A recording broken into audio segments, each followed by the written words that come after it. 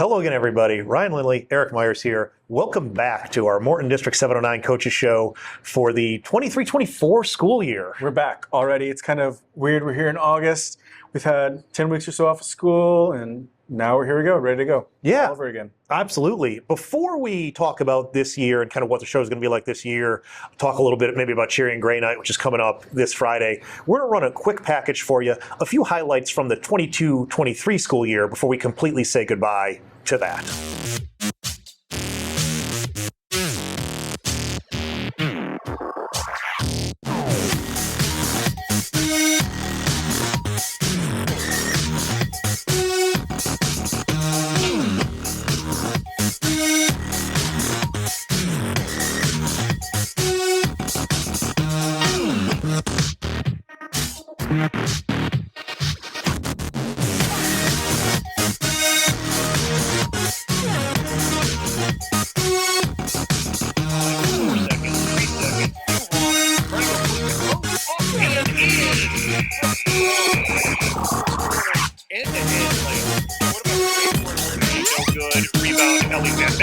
She's got data with her. She wants her. There it is. Up and off the window. Nice pass. Nice finish. She's there. Hutchinson now. Disney will drive scoop shot up and good.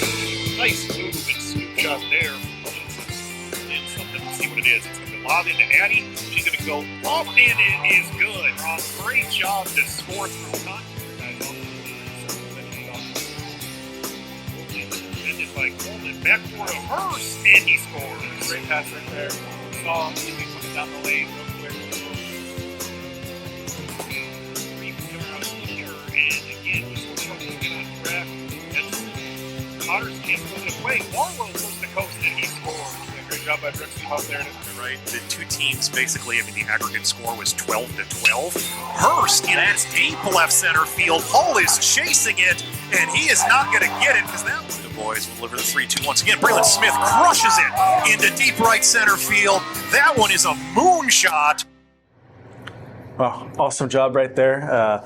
Good job putting that video together. Lots of good things happened last year. So how can we build upon the things that happened last year and carry that momentum into this fall and throughout the rest of the 23-24 school year? Yeah, well, I'm really excited to see it. I think we got a lot of very dedicated athletes, very dedicated coaches that are excited. And I think for us, our opportunity as we do a second year of this coaches show, which is awesome. Yeah, absolutely, is to dig a little bit deeper, right? Maybe more things like that package you just saw where we get some more highlights. Obviously, we're still going to go out and interview coaches and athletes.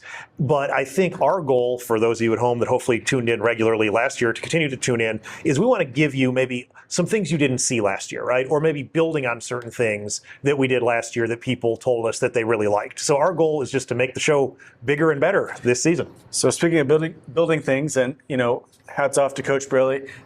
That was a big one here, but now we're moving into football season. New coach, building a new program. How's it going with Coach O'Neill there? Yeah, Coach O'Neill obviously working really hard, really excited to see him on the field. Again, Coach Braley did a great job. Coach O'Neill just trying to build off of that. One thing that I will say that I thought was really cool, and hopefully we get a chance to talk to Coach O'Neill maybe next week about this, was more opportunities in the summer to compete against other programs. Yeah, which is always a positive. The more reps that you can get before it's actual game time, especially learning a new system, a new scheme, new activities, new players, whole 9 yards. It really does help there. It does. And we took, no easy matches, let's just say this summer. When we went to compete against other teams, played Peoria High, was a state runner-up last year. Played Sacred Heart Griffin, was a state champion last year. Eureka was a playoff team last year. So, tough matchups, but I think it gives our kids a lot of confidence as they get ready to start this season. For sure. And as Ryan said already, hopefully bringing Coach O'Neill. We have a football preview next week.